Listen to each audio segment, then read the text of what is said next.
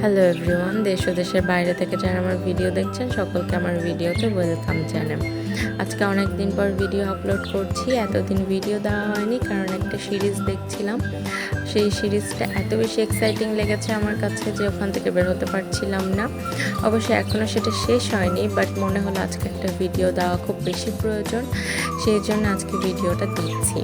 আজকের ভিডিওতে আমি আপনাদেরকে দেখাবো আমার পাখিগুলোকে আমরা কিভাবে গোসল করাই। মূলত বাসায় আমি পাখিগুলোকে জোর জবরদস্তি করে এনেছিলাম। ফার্স্টে আমার আম্মু আমাকে একদম সাপোর্ট করছিল না, বাট এখন পুরোটাই চেঞ্জ হয়ে গেছে। 1 মাসও হয়নি আমি আমার বাসায় পাখিগুলোকে এনেছি।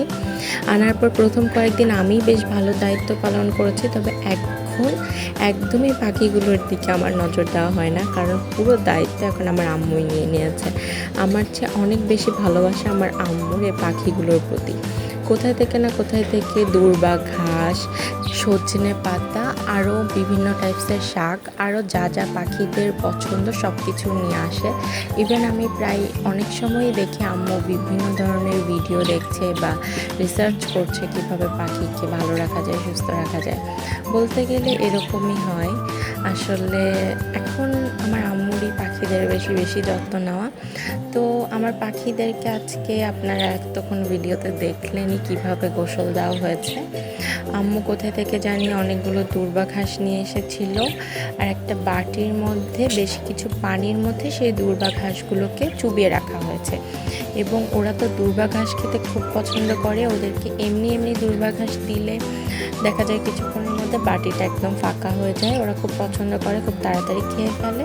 তো দূর্বা ঘাস দেখে তো খুব খুশিতে তারা বাটির মধ্যে ঝাপাঝাপি করা শুরু করে দিয়েছে। আর যেহেতু বাটির মধ্যে পানি ছিল, সেখানে তাদের সুন্দর মতো গোসলও কমপ্লিট হয়ে গেছে।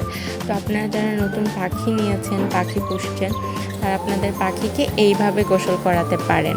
একটা বাটির মধ্যে অনেক পানি নিয়ে তার মধ্যে দূর্বা ঘাস দিয়ে দিলে তারা ওর মধ্যে সুন্দর করে গোসল কমপ্লিট করবে। দেখতেই পাচ্ছেন আমার পাখিদের গোসল অলমোস্ট ডান, একদম পুরো গা ভিজে। আমাদের মেয়ে পাখিটা একটু বেশি সরল সহজ ও সব কিছু খুব তাড়াতাড়ি অ্যাকসেপ্ট করতে পারে, বাট ছেলে পাখিটা এতক্ষণ পরে কেবল সে বাটিটার মধ্যে ঢুকেছে গোসল করতে, আর ও এভাবে গোসল করছে। আর মেয়েটা দেখুন, একবার গোসল করে ঘুরে ফিরে আবার এসে গোসল করতে নামলো। যাই হোক, ওদের এইসব দুষ্টমি দেখতে অনেক ভালো লাগে। আমি তো সারাদিন বেশিরভাগ টাইম পাখিগুলোকে দেখতে থাকি, খুব সুন্দর লাগে। আসলে ওনার প্রকৃতিটা খুব কাছাকাছি আছে, আর এসব ন্যাচারাল জিনিস থাকা আসলে একটা সুন্দর ব্যাপার। সব কিছু কীরকম সুন্দর লাগে। আমাদের পাখির সেট আপটা প্রত্যেক দিন অল্প করে একটু ডেভেলপ করা হয়, আর আমি সবসময় ট্রাই করি আমাদের পাখির খাঁচাটা যেন অলওয়েজ ক্লিন অ্যান্ড থাকে।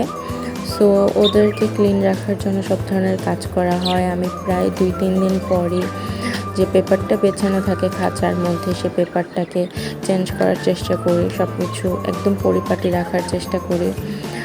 ওরা মাঝে মাঝে পানির মধ্যে পটি করে, তো সেই পানিটা চেঞ্জ করতে হয় অবভিয়াসলি। প্রত্যেকদিন সকালবেলা খাবার দিতে হয়।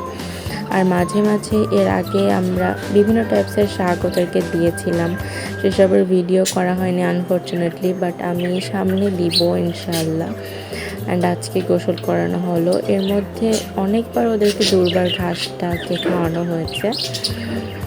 ওরা খুব পছন্দ করে দূর্বা ঘাস। আপনারা আপনাদের পাখিকে দূর্বা ঘাসটা দিয়ে দেখতে পারেন। তো এখানে আমার মা এসে বলছে যে এত ছোট বাটিতে হয়তো ওরা কমফোর্টেবল ফিল করছে না, তাই আম্মু আবার আরেকটু বড় বাটি নিয়ে এসে চেঞ্জ করে দিল।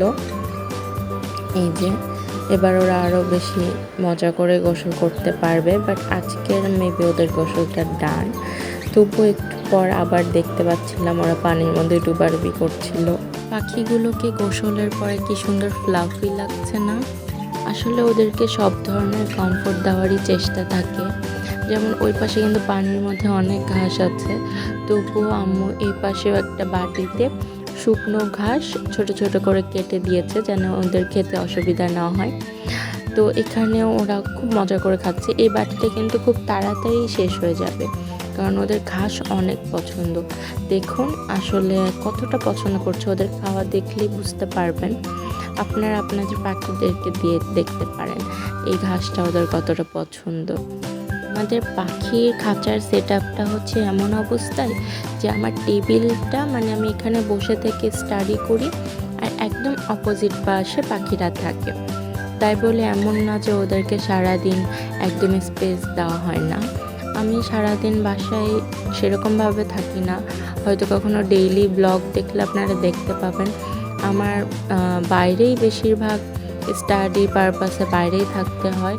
বলতে গেলে দিনের মধ্যে আমি 3-4 ঘন্টা পড়ার টেবিলে বসে পড়তে পারি, আর ওই টাইমটাই শুধু আমি পাখিদেরকে দেখি। আর সেই ক্ষেত্রে কি হয়, যখন পড়তে পড়তে একটু ওদের দিকে চোখ যায় না, ভালো লাগে। আমার স্টাডি ব্লগ করারও ইচ্ছা আছে, আসলে মাথায় অনেক কন্টেন্ট আইডিয়া আছে, বাট টাইম এত শর্ট যে সব কিছু করা হয় না। আসলে করার ইচ্ছা থাকলে হয়তো করা যায়, হয়তো জানি না, আমি আসলে খুব অলস টাইপসের তো, বাট করব ইনশাল্লাহ। আপনারা আমাকে সাপোর্ট করতে থাকবেন, তাহলে ইনশাল্লাহ সামনে আরও অনেক ভালো ভালো কন্টেন্ট আপনাদেরকে উপহার দিতে পারবো। তো যাই হোক, এভাবেই শেষ করতে হচ্ছে আজকের ভিডিও। আল্লাহ হাফেজ।